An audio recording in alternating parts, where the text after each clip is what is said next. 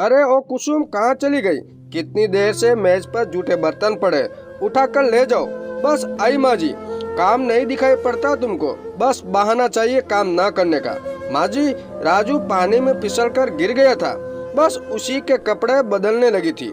अभी मैं जल्दी से साफ कर रही हूँ मेज। और कुसुम फटाफट मेज साफ करने लगी। रिसा जब से आई वही यही देख रही थी। माँ हर छोटी छोटी सी बात पर भाभी के ऊपर बिना वजह चिल्लाने लग दी और भाभी कोई भी जवाब दिए बिना चुपचाप काम में जुट जाती। रिसा को बिल्कुल भी अच्छा नहीं लगता। कहा उसकी सास उसको पलकों पर बिठा कर रखती है और कभी भी रसोई का काम अकेले नहीं करने देती, पर यहाँ पर तो माँ जैसे खुशी से चिपक जाती, उठने का नाम ही नहीं लेती और राजू को भी नहीं संभालती और ऊपर से चार बातें सुनाते सो अलग। रिसा को दुख होता है कि भाभी अकेले ही बच्चों को भी देखती और घर का सारा काम भी करती और मुंह से ऊप तक नहीं करती। भाभी के मायके में सिर्फ उनकी माँ थी और भाभी भी मध्य वर्गीय परिवार से। इसी मजबूरी का फायदा उठाकर माँ भाभी को अपने दबाव में रखना चाहती थी। रिचा अपनी भाभी की शादी के बाद पहली बार भाभी के पास रहने के लिए आई थी। रिचा कुसुम की शादी में आई थी लेकिन तब रुक नहीं पाई थी, इसलिए अपने पति से जिद करके कुछ दिन के लिए भाभी के साथ यही सोचकर रहने के लिए आई कि भाभी के साथ कुछ दिन रहूंगी तो बड़ा मजा आएगा। लेकिन यहाँ पर तो पूरा माजरा ही उल्टा था। भाभी के पास बैठने का उनका मौका ही नहीं मिलता क्योंकि कुसुम तो हर समय काम में ही जुटी रहती। एक दिन माँ ने पिक्चर देखने का प्रोग्राम बनाया। रिसा और कुसुम से बोली, आप फटाफट तैयार हो जाइए भाभी, तब तक मैं रसोई का काम देख लेती हूँ। कहीं नहीं जा रही है कुसुम, बस हम लोग ही चल रहे हैं। क्यों माँ? भाभी क्यों नहीं चलेगी? कुसुम चलेगी तो खाना कौन बनाएगा? माँ मैं जल्दी से कुछ बना रही हूँ ना, तब तक भाभी तैयार हो जाएगी, फिर लौटकर सब लोग मिलकर काम निपटा लेंगे।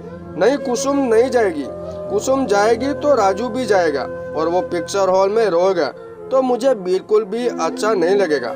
माँ बच्चे तो रोते ही हैं, लेकिन राजू तो बिल्कुल रोता भी नहीं।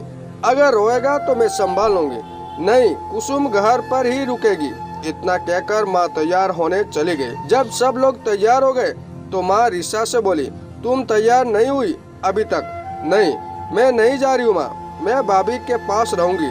ऐसा भी क्या जादू कर दिया तेरे ऊपर तेरी भाभी ने? भाभी ने जादू नहीं किया माँ, मैं जब से आई हूँ मैं रोज यही देखती हूँ कि आप और सोनू, रिचा की छोटी बहन, हर समय भाभी पर रोब दिखाती रहती है। भाभी सारा काम अकेले ही करती है और आप लोगों की बातें भी सुनती है।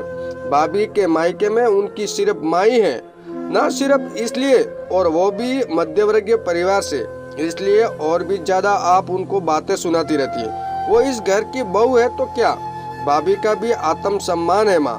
नहीं, ऐसा नहीं है रिशा बेटा, समझदारी से काम लीजिए। माँ अगर आपकी बेटी के साथ ऐसा हो तो आपको कैसा लगेगा? माँ आप भाभी का इस तरह से अपमान न करिए।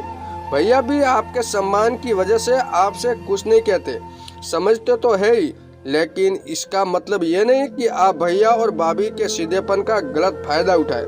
मुझे नहीं रहना इस घर में, मैं कल सुबह ही वापस चली जाऊंगी। ये क्या कह रही है तू? नहीं माँ, मैं नहीं रुक सकती।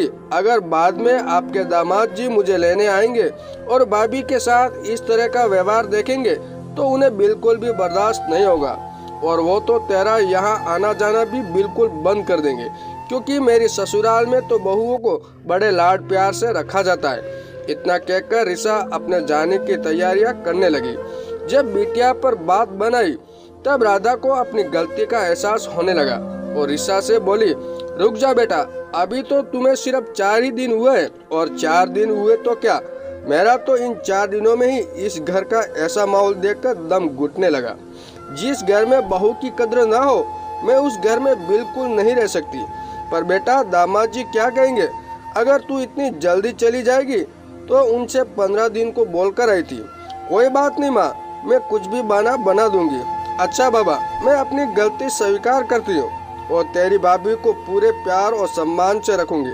नहीं माँ, मुझे आपकी बात पर विश्वास नहीं है।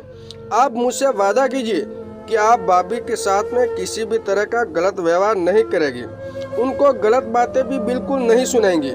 और उनके साथ काम में भी पूरा पूरा सहयोग करेगी। आप तो जल्दी राजू को भी नहीं पकड़ती हैं, जिसे भाभी सारा काम अकेले ही अच्छे से निपटा ले। मुझसे काम नहीं होता है। अगर थोड़ा बहुत काम नहीं करेगी तो आपको ही तरह तरह की दिक्कतें बढ़ जाएगी। खैर ये तो आप खुद समझिए, पर आप ये सोच लीजिए अब आप भाभी के आत्म सम्मान को बिल्कुल भी ठेस नहीं पहुंचाएगी, नहीं तो मैं इस घर में अपना हमेशा के लिए आना बंद कर दूंगी। ठीक है बेटा, अब तुझे कभी भी अपनी माँ से शिकायत का मौका नहीं मिलेगा। कुसुम अंदर खड़ी खड़ी सोच रही थी कि ननंद जी के आने से उनका सम्मान बच गया, और इधर ऋषा खुश हो रही थी कि उसने अपनी भाभी के आत्म सम्मान को बचा लिया। दोस्तों ये कहानी कैसी लगी कमेंट करके जरूर बताएं, और हमारे चैनल पे नए हो तो हमारे चैनल को सब्सक्राइब जरूर कीजिएगा। धन्यवाद दोस्तों।